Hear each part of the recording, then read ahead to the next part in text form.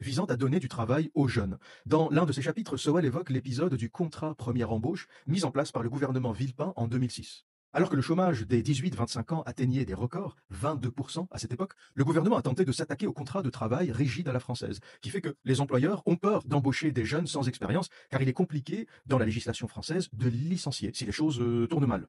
Et le deal avec les potentiels employeurs était le suivant. Mettre en place un contrat destiné aux moins de 26 ans. Ce contrat était un CDI, réservé aux moyennes et grandes entreprises, donc plus de 20 salariés. Et pour encourager les entreprises à embaucher, ce contrat prévoyait une période d'essai de 2 ans. En clair, l'employeur pouvait licencier à tout moment durant les 2 premières années. Et c'est justement cela qui a provoqué la révolte. En contrepartie, par contre, en cas de licenciement, l'entreprise devait verser des aides à l'insertion et des allocations de formation si elle rompait le contrat avant l'échéance des 2 ans.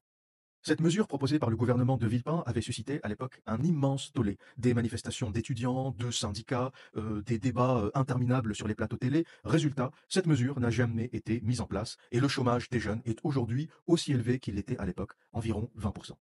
Et Thomas Sowell, dans son livre, pose cette question simple. Pourquoi? Pourquoi, dans une situation catastrophique, 22% de chômage chez les jeunes, bloque-t-on la mise en œuvre d'un contrat qui, même s'il n'est pas parfait, même si cette période d'essai de 2 ans paraît excessive, pourquoi on a bloqué un contrat qui proposait au moins quelque chose? Parce que autant une entreprise n'a aucun mal à embaucher un cadre avec un CV long comme le bras qui a de l'expérience, autant embaucher un jeune de 20 ans qui n'a jamais travaillé de sa vie représente un risque. Ça fait peur. Une entreprise se dit, ce gamin qui n'a jamais travaillé, je ne sais même pas s'il est capable de se lever le matin, je ne sais même pas s'il est capable de respecter des horaires, je ne sais même pas s'il est capable de respecter une discipline basique. Voilà pourquoi l'embauche du jeune fait peur. Aujourd'hui, le sujet pour un jeune, c'est pas de savoir si la période d'essai est de 3 mois, 6 mois, 1 an, 2 ans. La question, c'est de commencer à bosser. C'est de lui donner sa chance, de le laisser au moins faire 2 mois, 3 mois, 6 mois dans une entreprise, qu'il ait au moins une expérience de travail quelque part. La question de la période d'essai de 2 ans, on s'en fout. Le gamin est au chômage. Ça fait 1 an et demi, 2 ans qu'il ne branle rien, qu'il vit chez ses parents. On s'en branle que la période d'essai soit de 2 ans, laissez-le bosser. C'est pour ça que la manif, le tortillage de cul des syndics, des étudiants, est complètement insignifiant.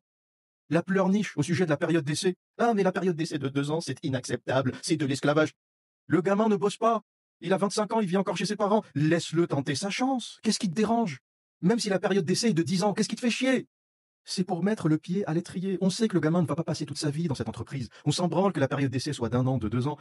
Laisse-le juste entrer, mettre le pied dans une entreprise. Vous croyez vraiment que les employeurs se lèvent le matin en se disant comment je vais licencier? Vous croyez vraiment que la première question que se pose l'employeur en se levant le matin, c'est comment je vais le virer, comment je vais le licencier?